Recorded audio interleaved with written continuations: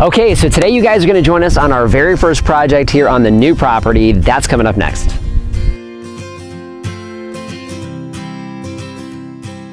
Hello everyone, this is Dwayne with Edge of Nowhere Farm, and we're coming to you here today. Actually, it's going to be our first, I guess, official video of the kind of semi-vlog that we're going to probably do here for the next several months as we turn our new 6 acres into a working farm, or at least the beginning of it. So what you can see behind me here is actually what we have planned for an acre for pastured pigs. So what you see here is the post. We'll talk more about that in a second, but I want to talk a little bit about why it's so green. So we're here towards the end of October in 2018, and man, we had 2 beautiful storms roll through and actually give us some flooding, which is hard to imagine, but it really has greened up the desert amazingly. So it really gives you an idea. You know, people talk about seed banks and stuff like that, and that's just, you know, the seeds that are in the ground and always just kind of there. You know, we were here a few weeks ago, and I'll link our 100th episode here. You can see behind us, it's just all barren brown dirt, and you know, a couple good storms and some water on the ground turns it into just green. It's beautiful. So you know, we've got a lot of stuff going on in here, but let's talk more about where we're at. So we'll show you guys, and we want to show you kind of step by step what we do, but to give you an idea of the property, it's like an L with a real small kind of short leg. So there's a 5-acre parcel that's a rectangle, just a perfect rectangle, and then there's a 1-acre rectangle that's over to the side. So when we were talking to the person who owned this 20 acres or so out here, he actually subdivided his property for us and gave us a nice high and dry parcel, and then we kind of were wheeling and dealing and wanted another acre, so we had a spot specifically for our pigs, and that's what you're going to see behind us here, what we're talking about today. So now we're waiting on permits. We're 2 weeks into submittal, so we've already submitted. We submitted 2 weeks ago, and our contractor said it usually takes at least 3 weeks to hear back the first time to see if there's any changes or anything they want to make. So still going through that process, so haven't started breaking ground yet. So there's not a whole lot that Lori and I can do, but what we can do is we can get out here when we've got growth going on, water in the ground and bushes growing, and we can start actually doing a little bit of development in our pastured pig area, which is what you see behind me here.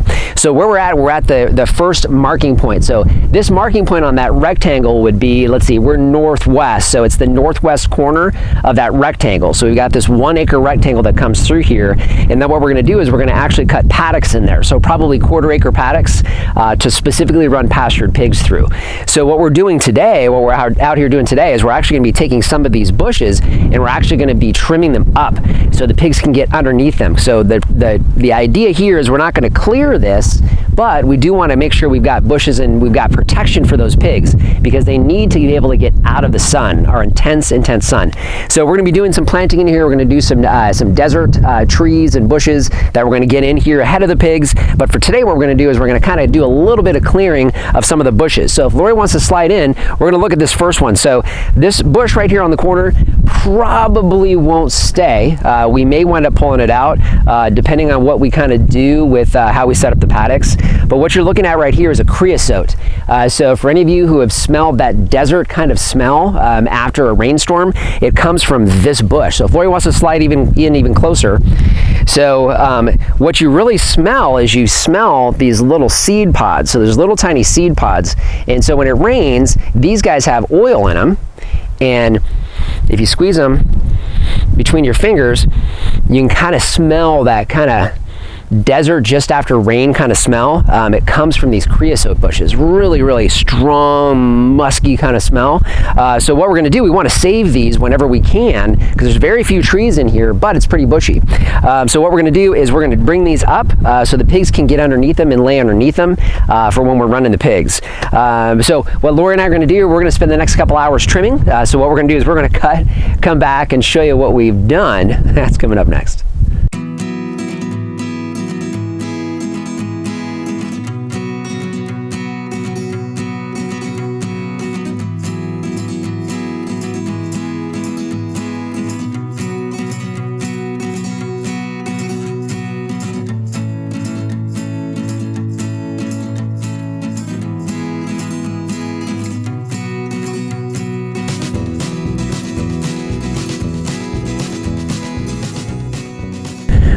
Okay, so I needed to take a quick break. We're back here at the back of the pig acre, and I'm not gonna get too close, but we do have a free range out here, so it's a free cattle range, and there's a low spot in the acre, and I'm hoping you can I can zoom in and you can see.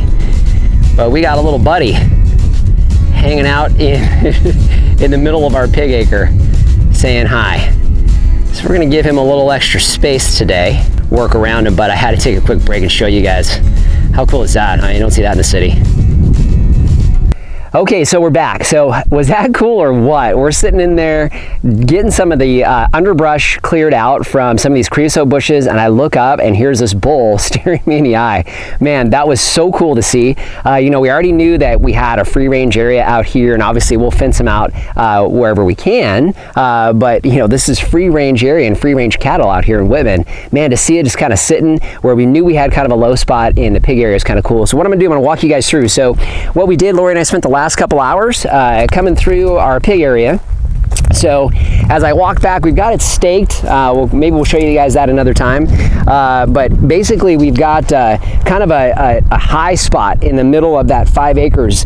This acre here, which is for our pigs, is a little bit lower. There's a really shallow wash that comes through. There's a couple high spots. So when we're sitting here trying to figure out paddocks, when we're putting them through here in this pastured kind of format, the way we're gonna raise our pigs, we need to make sure we got some high spots that they can get up out of when we do get the occasional monsoon storm that comes through and gives us some flooding. But as we go back in here, we're now in the pig acre here. We got cow patties on the ground. Keep that out of the way.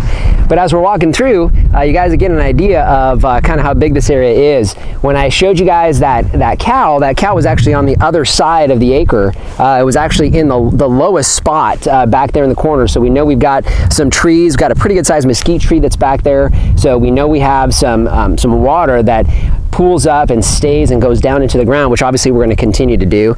But what's really cool about this, and what we don't normally get in October, is this green. Typically we see this in like March if we get good storms in the late winter. But as we go through, this will be the pig acre. So Lori and I, over the last couple hours, we kind of came through, and she wants to pan back that way, she can. So we kind of came through and we've cleared out some of the creosote so it's a little bit higher so that the pigs can get underneath them and get some shade. So got a couple brush piles. We'll have to figure out how we're going to get our electric chipper back here to get those done, maybe get a generator or something. But we got that first quarter done, and the way we've kind of got we've got an idea of how we want to set up the paddocks. We're thinking that might be our first paddock.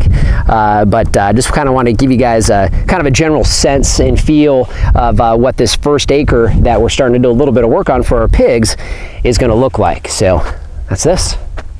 So I just want to thank you guys for joining us today. You know, this is the first in a long series of videos we're going to be doing as we take you guys along this journey of going from our 1 acre farm to our 6 acre farm. So glad you could join us today. Hey, if you haven't done so already, hey, subscribe to our channel. We got a lot of cool stuff coming up over the next several months, probably in the next couple years. Would love it if you guys would join us. Hey, give us comments and suggestions. One of the things you're going to hear me talk a lot about is comments, suggestions. Man, we would love to get those from you guys. We know we got some great permaculturists out there, got some great cattle people back there. Seeing that cow was cool. But you know, any advice, suggestions, man, we'll take them. You know, we've got our Instagram account up, Edge of Nowhere Farm, also Facebook. You know, we got stuff that we post up there that you won't see here on YouTube, some behind the scenes kind of stuff. We'd love to have you join us there as well.